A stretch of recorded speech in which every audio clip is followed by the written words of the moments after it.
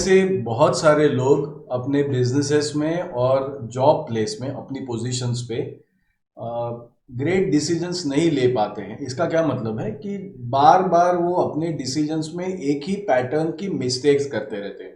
तो जब मैंने इसका अध्ययन किया कि क्यों हमारे डिसीजन मेकिंग में फ्लॉज आ जाते हैं, रिपीटेटिव मिस्टेक्स क्यों होती है, तो मुझे मेरे हाथ में एक बहुत बढ़िया टेक्निक लगी जिसके फादर ऑफ मॉडर्न मैनेजमेंट जिन्हें कहा जाता है पीटर ड्रकर, उन्होंने ये दिया हुआ टूल है। तो इसी के बारे में आज बात करेंगे।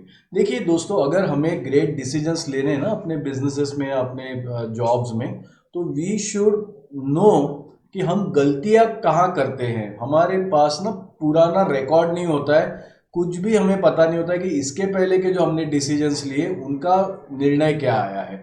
तो इसी चीज़ को ध्यान में रखते हुए इस टूल का निर्माण किया है पीटर ड्रकर साहब ने, जो मैं आपको आज शेयर करने वाला हूँ कि हम कैसे अपनी पिछले जो डिसीजंस लिए हैं इसे सीख सकते हैं और उसी से हमारे आगे वाले डिसीजंस हम बेहतर कर सकते हैं। So that is the topic of today's video, learn to make great decisions. I am Kaustubh Panse, corporate trainer and business coach. I welcome you all और आशा करता हूँ कि ये वीडियो आपके बहुत काम आएगा। देखिए दोस्तों, बहुत बार मेमोरी जो होता है ना, it is one of the worst tools. हम लोग एक डिसीजंस ले लेते हैं और फिर हम भूल जाते हैं कि उसके रिजल्ट्स क्या आए। रिजल्ट्स का परिणाम तो हमें भुगतना पड़ता है, कॉन्सिक्वेंसेस तो भुगतने पड़ते हैं। तो वो निर्णय अच्छा था या बुरा था ये तो याद रहता है, लेकिन जब डिसीजन लिया था तब हमने क्या सोचा था और अभी इस रिजल्ट का क्या अभी इस डिसीजन के क्या रिजल्ट्स आ रहे हैं ये हमें पता नहीं होता है। सेकेंड थिंग इज, कोई रिकॉर्ड नहीं होता है, and because there is no record that in what context the decision was taken, क्या रिजल्ट उसके हमें एक्सपेक्टेड थे, शॉर्ट टर्म में क्या हुआ, मिड टर्म में क्या हुआ और वही डिसीजन का लॉन्ग टर्म में क्या हुआ, इसलिए कोई लर्निंग्स उसमें नहीं होती है। और इसका परिणाम क्या होता है? इसका परिणाम ये होता है कि बहुत सारा ओवर कॉन्फिडेंस हमारे में आ जाता है, एरोगेंस आ जाता है, क्योंकि हम इस भ्रम में रहते हैं, we are in an illusion कि हम लोग तो बहुत बढ़िया डिसीजंस ले रहे हैं और बार बार हम वही सारे डिसीजंस लेते हैं जिनके हमें कोई रिजल्ट पता नहीं है। बहुत बार इस सूडो कॉन्फिडेंस की वजह से ब्लाइंड स्पॉट्स तैयार हो जाते हैं हमारे डिसीजन मेकिंग में और जिसी से हमारे थिंकिंग फ्लॉड हो जाती है और हम गलत डिसीजंस लेते हैं। So we have to be open minded. So what is that we have to do to improve our decision? It could be about people, it could be about investment, it could be about delegation. You name the thing in business and job, you can write it down. For example, our HR department and operations head combinedly together, we started a new initiative called as employee engagement. तो उसमें हमने जो सारे decision लिए attrition को कम करने के लिए, उन सारे डिसीजंस का रिकॉर्ड रखा, उसके एक्सपेक्टेड रिजल्ट लिखे और हमारे डिसीजन के रिजल्ट को कंपेयर किया कि हमने क्या सोच के किया था और क्या हो रहा है। इससे हमें पूरे रियलिटी का पता चला। तो दोस्तों, क्या करना है आपको? आप कोई भी डिसीजन ले, let's say for example you have hired a person and you have hired him. तब आपने जब हायर किया था उसका डिसीजन लिखिए और वो डेट लिखिए कि आपने किस दिन वो डिसीजन किया था। फिर आप उसमें एक्सपेक्टेड रिजल्ट लिखिए। एक्सपेक्टेड रिजल्ट में आपको बहुत ही स्पेसिफिकली लिखना है कि आपने इस बंदे को जो हायर किया है क्या सोच के हायर किया है, क्या आपको लगता है कि इसका रिजल्ट आएगा। You have to be very specific, you have to have the number. Let's say for example you have hired him for a sales position, तो आपको लिखना है कि मेरा एक्सपेक्टेड रिजल्ट ये है कि ये बंदा इतने इतने ऑर्डर्स लेके आएगा और इतने number of sales order close करेगा और इतना रेवेन्यू ये लेके आएगा। तो आपको नंबर्स लिखना है, राइट। फिर क्या करना है आपको? जैसे पहले आपने, just give me a second, in the first you made this decision कि I have to, you hired this guy. Once you have hired this guy, you write down the expected result here.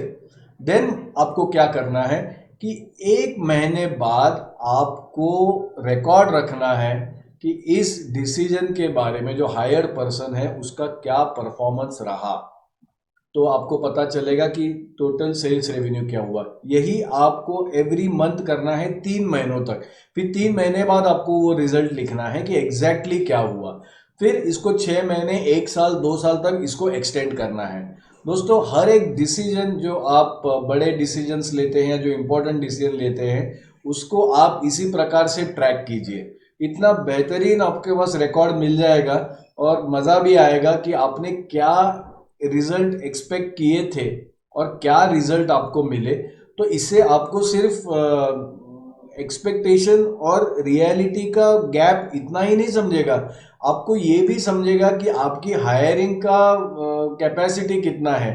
Are you able to जज people for their performance in the time of interview, जो छोटा समय आपको मिलता है interview में कि आपका क्या है। So it is about your performance, बंदे का परफॉर्मेंस तो पता चलेगा ही, but it is about your capacity to make a decision. Let's say for example you made an investment with an expectation कि 3 महीने में ये फंड इतना ग्रो हो जाएगा और रिजल्ट्स आपको कुछ अलग दिख रहे हैं, तो आपका इग्नोरेंस उसमें से झलकेगा, आपके ब्लाइंड स्पॉट दिखेंगे, तो पूरा एरोगेंस आपका निकल जाएगा। So every decision you make, right down the expected result and track it over some period of time. For example why do we need to track it over a period of time? देखिए, systemic thinking का law है कि whenever whatever decisions और solutions we take, if they are non systemic nature, तो वो non linear उनका performance होता है। जैसे शॉर्ट टर्म में आपको बहुत ज़्यादा बेनिफिट दे दिए, फिर mid term to long term में बहुत ज़्यादा लॉसेस कर दिए। So sometimes the action that you take, even though आपको लगता है कि उसका फायदा होना चाहिए, शॉर्ट टर्म में होता भी है, लेकिन लॉन्ग टर्म में आपको नुकसान होगा। So whether you have formed a group of telecallers to attack the market aggressively, whether it is about the marketing budget, अपने मार्केटिंग कैंपेन्स किए, कितने लोग रखे, कौन सा बिजनेस एक्सपांड किया, over a period of 1 year you will realise what has gone according to what you thought it would go और क्या नहीं गया है इसमें। तो क्या करना है, एक्सपेक्टेड रिजल्ट्स के ऊपर मैं बात करना चाहता हूँ। देखिए, एक्सपेक्टेड रिजल्ट्स आपको क्या लिखना है, you have to be very specific.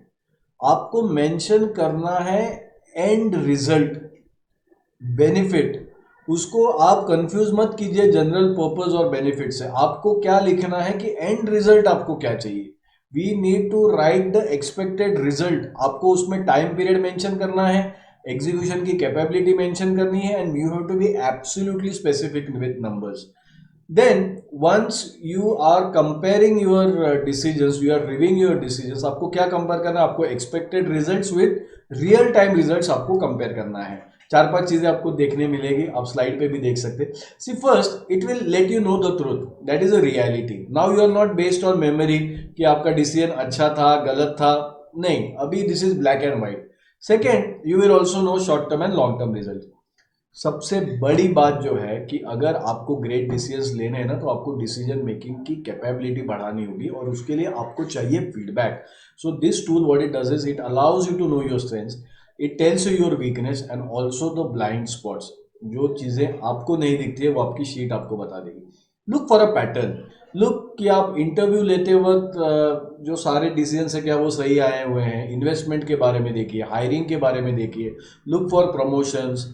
when you promote a person for a leadership role, आपके expected result क्या है, reality क्या है, so are you able to really understand who performs for you or not, तो वहाँ पे learning का आपको जरूरत है। Second, most of the times we had this idea of we had this phenomenon where we overshoot our expectations। तो हमने जब expectations लिखे और जो reality के results आएंगे तो आपको पता चलेगा कि how many times you have overshooted and over expected।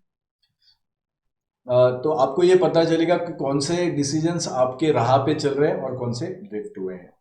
So what next, absolutely great tool, thanks to Peter Drucker. It will raise your awareness and sometimes when you are not making correct decisions in a particular area, shift that decisions burden to somebody else. Let allows somebody strong in that area to make that decision।